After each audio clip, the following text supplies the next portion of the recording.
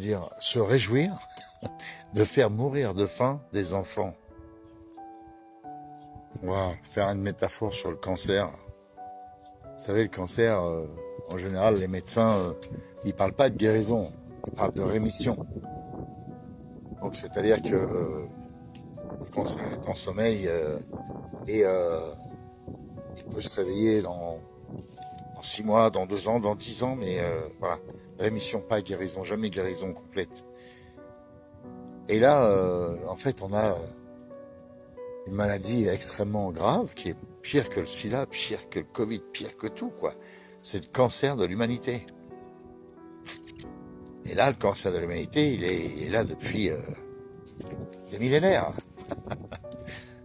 Alors bon, ça se vante. Il y en a qui ont essayé, mais ils n'ont pas réussi. Mais c'est pas parce que vous êtes fort. C'est pas du tout parce que vous êtes fort.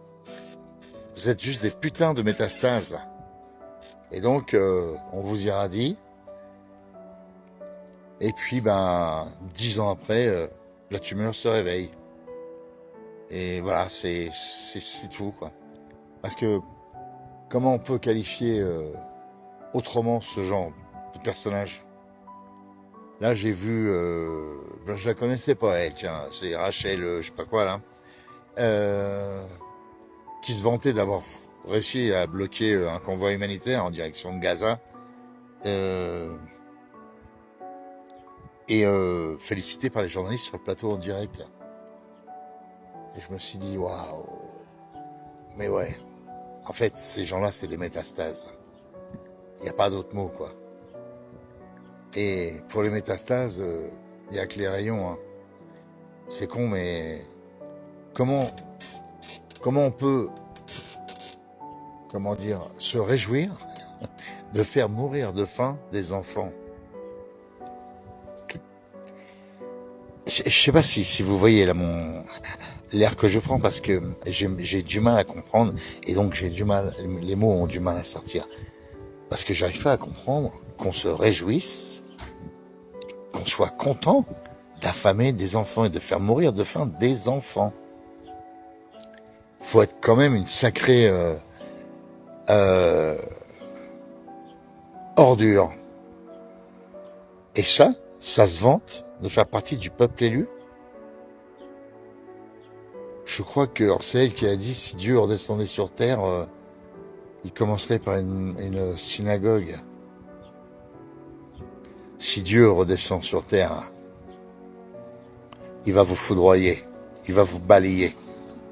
Ça va être Sodome et Gomorrhe, ça va être la tour de Babel. Parce que là, il doit être en train de se dire, mais qu'est-ce que j'ai créé là? J'étais en train de fabriquer le monde et poum, il y a un bocal qui s'est ouvert, il y a un virus qui est sorti et il va contaminer l'humanité jusqu'à l'extinction totale de ce virus. Il n'y aura pas d'autre chose. Alors, ça m'étonnerait qu'il commence par une synagogue. Je pense qu'il va vous rayer de la carte. Parce qu'il doit avoir la honte. Enfin, j'espère. Moi qui suis athée, j'espère me tromper et que vraiment, il y en ait un. Et qu'il vous la mette bien profond. Parce que il faut aussi dire une chose. Je suis allé un peu fouiller dans la bio. Cette femme, comme beaucoup de ces gens, sont issus de ce qu'ils appelaient dans les années 50 la vague d'immigration de juifs du Maghreb, qui est arrivée entre 1950 et 1955, et il y a une forte immigration de juifs du Maghreb. Ça a commencé par le Maroc et la Tunisie. Puis ensuite, dans la seconde partie des années 50, l'Algérie. Mais les Juifs qui étaient à l'époque en Israël, donc, depuis 1948, et puis avant d'ailleurs, vous voyez d'un très mauvais œil l'arrivée de ces gens-là.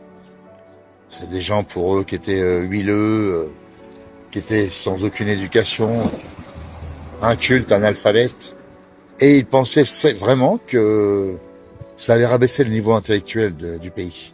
Israël. Donc ils en voulaient pas en fait. Alors évidemment ils sont venus quand même, mais ils en voulaient pas. Maintenant, c'est eux qui ont pris les commandes. C'est eux qui sont en train de gérer toutes les conneries qui se passent actuellement. Ils sont issus de là. Voilà. Donc c'est pour ça en fait qu'il y a autant d'horreur, de saloperies, de stupidité, de toutes ces choses. Voilà. Voilà. C'était ma...